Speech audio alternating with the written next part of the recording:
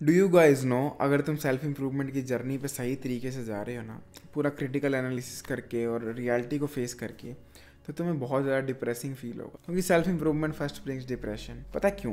क्योंकि it is like तुम पूरी ज़िंदगी सोच रहे थे you are extremely rich, but तुम्हें सच पता लगता है दैट तुम्हारे पास जितने भी पैसे हैं वो फेक पैसे हैं। जब तुम ज़मीन पर फेंके जाते हो उस ईगो से और फिर से तुम्हें क्लाइम बैक करना पड़ता है, वो बहुत डिप्रेसिंग जर्नी हो जाती है। तुम्हें किस वे में सेल्फ इम्प्रूवमेंट डिप्रेस कर सकती है? फर्स्ट हो सकता है कि तुम्हें जब फर्स्ट टाइम पता लगे दैट यू लुक अगली, तुम्हारा कंप्लीटली रियलिटी से कनेक्शन टूट जाता है। यू फील लाइक तुम्हें तुम्हारे पापा बोलते थे तुम मेरा सुंदर बच्चा है, मेरा प्यारा बच्चा है, ये क्या हो गया। मैं पर्सनली बताऊँ, मुझे फर्स्ट टाइम पता लगा मेरी नाक की हड्डी टेढ़ी है। मैं रात को 3 बजे तक लिटरली डिप्रेसिंग हो के ऐसे शीशा पकड़ के, डोंट थिंक ये शीशा मेरे पास आज के मैं टोनसल देखता हूँ इसलिए, ऐसे शीशा पकड़ के मैं दिन रात देखता था यार मेरा नाक टेढ़ा क्यों है, ऐसा क्यों है, क्या करूँ क्या करूँ क्या करूँ। और तुम इसी में एनालिसिस पैरालिसिस में फंस जाओ। तुम इम्प्रूवमेंट नहीं करोगे नाक में, मतलब या तो सर्जरी करा लो या कुछ मत करो, टाइम वेस्ट करके क्या फ़ायदा। पर तुम कुछ भी नहीं करने वाले हो, तुम बस टाइम वेस्ट करोगे, एनालिसिस करोगे क्यों है मेरी आईब्रो ऐसी, क्यों है मेरी ये ऐसे, क्यों है मेरी हाइट छोटी, क्यों है मेरा पेट इतना, क्यों है मेरे तो एब्स ही नहीं आ सकते। फिर मेरे को दूसरी डिप्रेशन हुई थी जब मैं जिम लगा जाने, मेरी फर्स्ट टाइम फिजिक लगी बिल्ड होने और मैं थोड़ा बल्कियर हो गया। मैंने सोचा अब टाइम आ गया कट करने का। And there is a wrestler called Finn Balor. मैंने सोचा मैं उसकी जैसी फिजिक बनाऊंगा, प्रॉपर वी शेप वाली एब्स होंगे। जैसे ही मैंने कट पे किया लाइफ में first time back in +1 class, मेरे को सबसे गंदा झटका लगा लाइफ का। एंड फर्स्ट ऑफ ऑल ये था कि मेरे एब्स कंप्लीटली अनइवन है, एक ऊपर है एक नीचे है, एक नीचे एक ऊपर। सेकंड लगा कि मेरी वेस्ट जो है वो मेरी रिब केज से चौड़ी है। लाइक मेरे शोल्डर वाइड इनफ है पर जो मेरी वेस्ट है वो रिब केज से चौड़ी है, विच मीन्स मेरी फ्रेम जब मैं कम बॉडी फैट पे आऊँगा तो ऐसे बनेगी क्योंकि शोल्डर वाइड है, रिब केज नॉर्मल है, उसका वेस्ट है सीधी। मतलब I can never get that look, I can only get the Y look, इस तरह से जैसा भी वाई होता है। ठीक है, मेरे को बहुत गंदा डिप्रेशन हुआ। मैं सोच रहा था यार मैं क्यों, मेरे को क्यों ऐसा हुआ, मैंने क्या कुछ गलत काम किया था जो मेरे को ऐसी कमर मिली। फिर मेरे को एक बहुत बड़ा डिप्रेशन हुआ जब मैं, डिप्रेशन नहीं कहूँगा धक्का लगा। जब मैं 10th क्लास में था तो मेरे को ना पता नहीं गलत इल्यूजन लगता था मेरे पापा की हाइट 5'11" है, उनकी थी 5'9" और मेरे को पता नहीं क्यों लगता था उनकी हाइट 5'11" है। पता नहीं उन्होंने भी कभी नहीं बोला था पर मेरे को ऐसे बचपन से जम्पशन थी। तो मैं उनके जितना हो गया था 10th क्लास में, और जब मैं उनके जितना था तो मेरे को लगता था मेरी हाइट भी 5'11" है।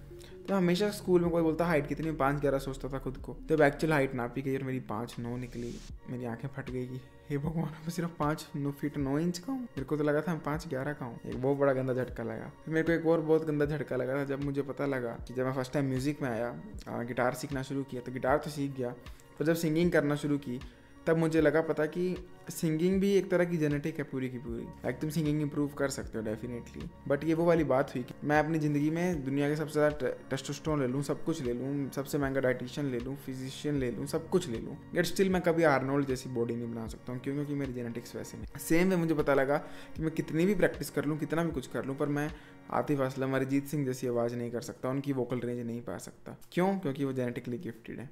एक बहुत बड़ा गंदा धक्का लगा था।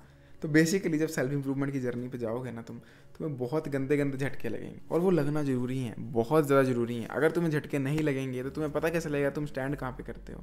तुम तो उसी फॉल्स ईगो में रहोगे जो कि मेरे को थी कि हाँ बस गिटार सीखना है और गाना तो मैं गा ही लूँगा, हाँ बस जिम जाना है, फिन बैलर जैसी बॉडी तो मैं पा ही लूँगा, हाँ मेरी हाइट तो 5'11" ही है, 6 फीट 4 इंच का तो मैं हो ही जाऊँगा। पर जब रियलिटी पता लगती है कि तुम्हारा नाक टेढ़ा है, हाइट कम है, जितनी सोचती उतनी नहीं है, तुम्हारे पास पैसे नहीं, और तुम्हें हर डिफरेंट वे में लग सकती है। हो सकता है तुम्हें पता लगे कि बचपन से ही मोटे हो तुम, ठीक है, तुम बचपन से ही मोटे हो एंड तुम्हें ज़्यादा फ़र्क नहीं पड़ता उससे। तुम हमेशा से ये थिंकिंग रखिए कि हाँ हूँ मोटा तो क्या हुआ, क्योंकि तुम नर्ड हो, कंप्यूटर से मतलब, मोबाइल से मतलब है, you don't care. But suddenly तुम होते हो 10th क्लास में, +1 क्लास में, फर्स्ट टाइम गर्ल्स में इंटरेस्ट आने लगता है एंड तब तुम्हें पता लगता है कि तुम्हें लड़कियाँ क्यों नहीं मिल रही हैं, क्योंकि तुम सोचते थे उससे पहले कि personality is the thing that matters. तुम 10th क्लास तक इसी आइडिया में रह रहे हो दैट अगर मेरी पर्सनैलिटी अच्छी होगी, मैं हार्ड वर्क अच्छा करूँगा तो मुझे लड़की मिल जाएगी। तुम्हें 10th क्लास में रियलिटी हिट होती है कि तुम्हें लड़की इसलिए नहीं मिल रही हो कि तुम फैट हो, तुम अगली दिखते हो। वो बड़ा गंदा धक्का हो सकता है, वो भी मुझे लग चुका है 9th 10th में, जब मैं अपनी फर्स्ट टाइम क्रश को बात नहीं कर पाया जस्ट बिकॉज वो मेरे से करना नहीं चाहती थी, क्योंकि मैं मोटा था और मैं अगली था और मैं वेड ऐसे हेयर कट्स करके जाता, पूरा गंजा हो जाना, कभी टोपू लगा के जा रहा हूँ 8th 9th क्लास में। तो जब ये वाले तुम्हें हिट्स बजेंगे ना डिप्रेशन के, तब समझ जाओ कि तुम सही राह पे हो सेल्फ इम्प्रूवमेंट। पता है क्यों? ये मेरी फिंगर्स देख रहे हो तुम, I don't know if you can see this, look at this, ये पता है क्या है? छाले हैं।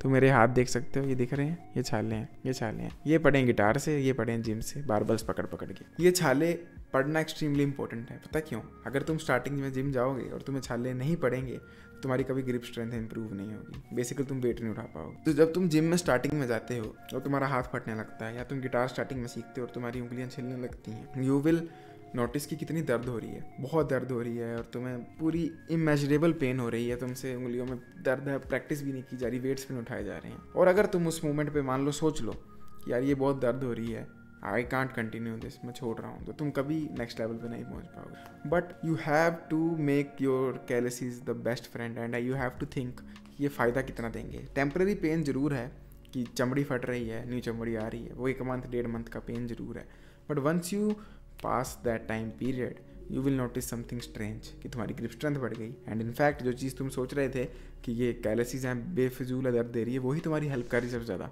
क्योंकि ये एक तरह से फ्रिक्शन ऐड कर रही है हाथ में। जो तुम सोच रहे थे मेरी उंगलियों पे ये बन रहा है, यही हेल्प कर रही है, कशनिंग का प्रोवाइड कर रही है, तुम्हें स्ट्रिंग्स पकड़ते वक्त कम जोर लगाना पड़ रहा है। सेम जब तुम सेल्फ इंप्रूवमेंट की जर्नी पे जाते हो ना, consider this depressing setbacks as calluses, जो कि आना बहुत इंपॉर्टेंट है, एंड वो भगवान की ही रचना है, क्योंकि अगर वो नहीं आए तो तुम कभी भी सेल्फ इंप्रूवमेंट कर ही नहीं पाओगे। अगर कैलेसिस नहीं आए तो तुम वेट नहीं उठा पाओगे, ये कैलेसिस नहीं आए तो तुम गिटार नहीं बजा पाओगे।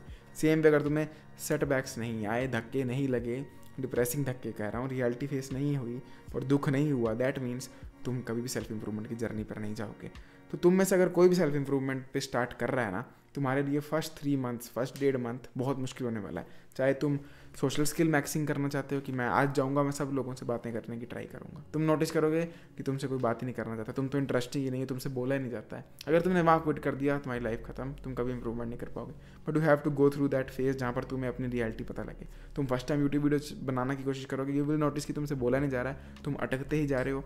अगर तुमने वहाँ पर बंद कर दी, you will never achieve greatness. अगर तुम जिम जा रहे हो, सेम कैलेसिस का बताया, तो बेसिकली लाइफ में you need to setback, and उन सेटबैक्स को देख के ये फील नहीं करना आई एम वर्थलेस। अगर उन हाथ में छाला पड़ रहा है, ये नहीं सोचना आई एम वर्थलेस, मेरी तो चमड़ी फट, वो फटना जरूरी है और वो सबकी फटती है, चमड़ी की बात कर रहा हूँ मैं यहाँ पर। तो सेम वे अगर तुम मान लो डेली स्ट्रीमिंग का सोच रहे हो कि मैं डेली स्ट्रीम्स करूंगा, और एक दिन कर रहे हो एंड यू नोटिस मैं थका हुआ फील कर रहा हूँ, मैं मेरे मोटिवेशन नहीं आ रही, उसको एक कैलेसिस की तरह समझो कि हाँ मेरे मोटिवेशन नहीं आ रही, क्योंकि मेरी मोटिवेशन है ही नहीं और वो बिल्डअप हो जाएगी टाइम के साथ। जैसे मसल बिल्डअप होता है वैसे मोटिवेशन बिल्डअप होती है।